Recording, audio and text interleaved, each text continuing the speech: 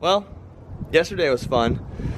As we were working, a big old storm decided to roll through and the house started leaking.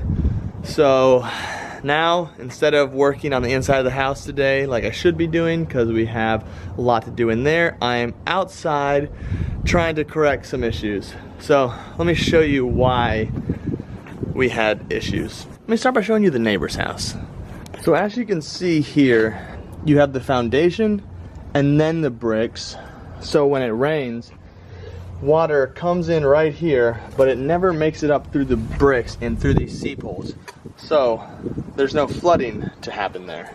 On my house, the vegetation slash grass, whatever you want to call it, is up so high that when it rains, the water is just right here at the seep holes, peep holes, poop, whatever.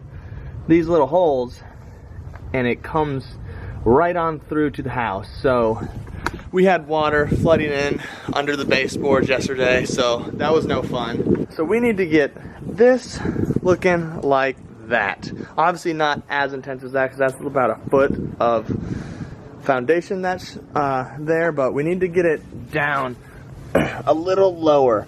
But the ground is still wet, so you can't really shovel it and do exactly what we need to do, but I can do the prep work today for when it dries out, and then when it dries, then we'll do the real work. So first, I need to rip out all these bushes, and then I'm going to have to tie some string. I believe it's 32 inches from the house, which is 2 sheets of sod away. And then once I do that, I'm gonna have to dig all this up, make it lower, and I'm gonna have to do it at an angle to where as it goes further down the house, it goes at an angle. So the first 10 feet here, it's gonna need to be where there's an inch of the foundation showing. The next 10 feet, 2 inches. Next 10 feet, 3 inches, all the way down to where there's about 7 or 8 inches down there. So it's gonna be quite a bit of work, but it's gonna have to be at a little slope so that way the water comes down and it funnels down through to the road, and I don't have it going into the house. So that's a project for today, since it rained yesterday and the house flooded. So that's what we're up to. Fun stuff.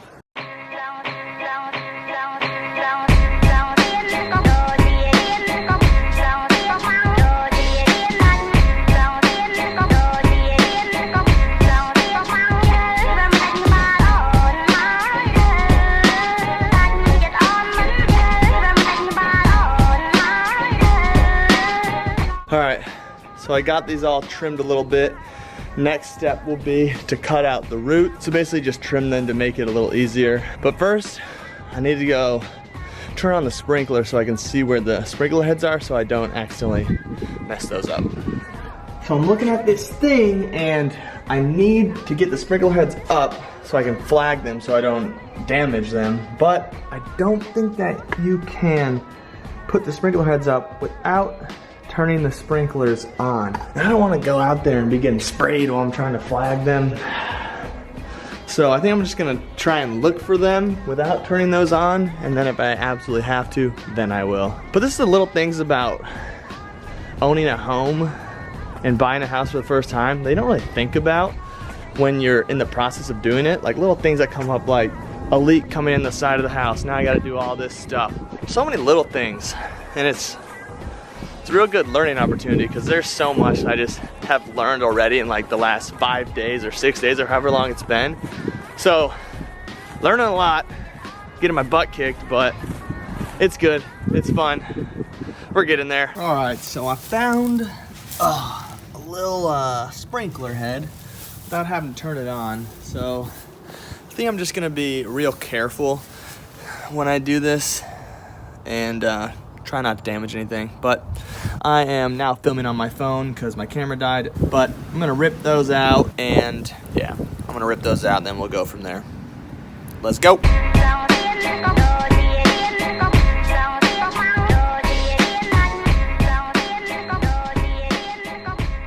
I've literally got like 1 foot done and I am exhausted.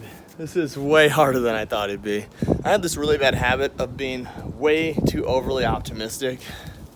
Sometimes it's good, but when it comes to planning and budgeting projects like this, I thought this was gonna take a couple hours maybe, but oh no, this is gonna take longer.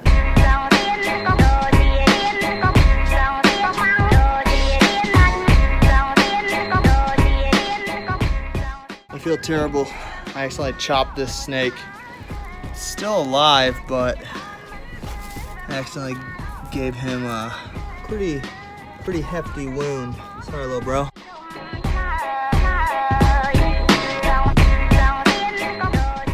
Found another snake. There's a whole family of them. Whoops.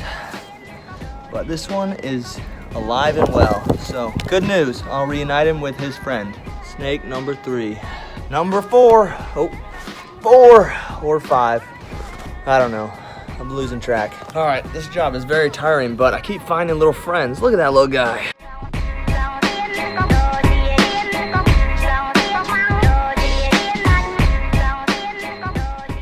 Okay, so after many hours of struggling, I had to call in the big guns. Me! Woo! But we got it done. Well, halfway done. We got all the bushes torn up from the roots, so that's good. Now we'll have to do what I talked about earlier, where we put the little string about 32 inches away from the house, and then we take this down an inch below the foundation level, and then every 10 feet go down an extra inch, so it's going to be an inch below, then 2 inches, and then 3 inches until it's eventually 7 or 8 inches below. We're not doing that yet because it's really dark and the mud or the dirt's still a little wet from the storm yesterday.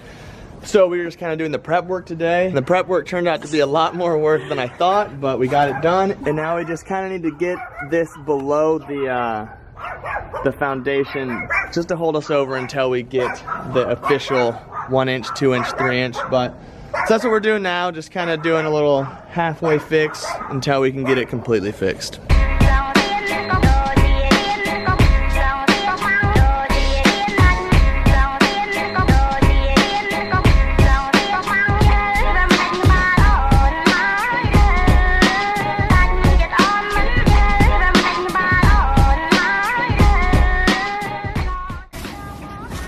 All right, so just got done, just kind of ripping the grass up. So there's this dirt that needs to dry.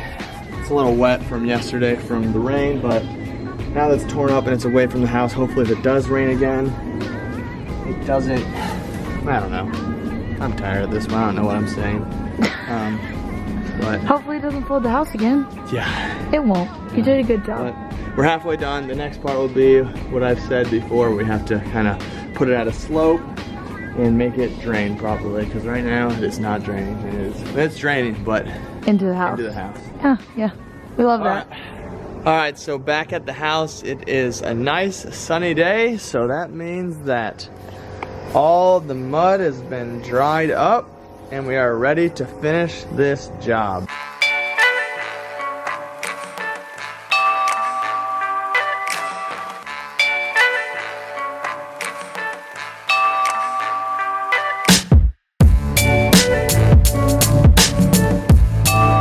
Once again, called in the big guns. That's right. Oh yeah.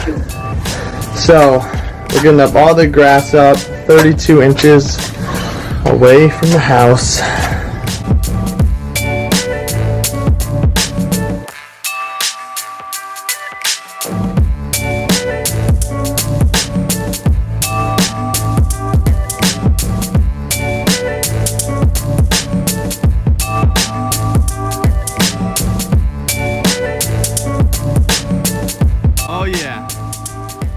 Oh yeah. Get her up there. I know, it's heavy. We are just cutting all this up and having to take tons of loads of dirt on the wheelbarrow, but it is a lot of work. I did not expect to have to do all this, but all part of the process.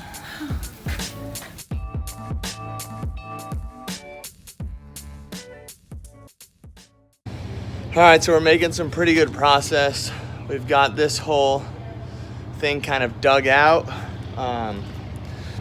Got this canal going down to the road as a temporary fix until we can completely finish it because it's getting dark soon. But making good progress. Gotta finish up this little portion and get it looking like that. Working hard or hardly working? All right, so I just pulled up to the house. I ended up having to hire a crew to finish the job for two reasons. One was a little more difficult than I thought. It took a lot more like finesse. I thought it was just gonna be like kind of cutting up some dirt, but there's a lot more strategy that goes into it and making sure that it slopes properly and all this. And the second reason is because there was rain in the forecast. It is now below the foundation line. Going from this way, it slopes down at an angle. So the more you get this way, the more foundation you see. There's one thing you can take away from this video. It's that if you own a house or if you're looking to buy a house, make sure you can see some of your foundation. If your vegetation is all the way up here, you're in for some trouble. All right, smell y'all later.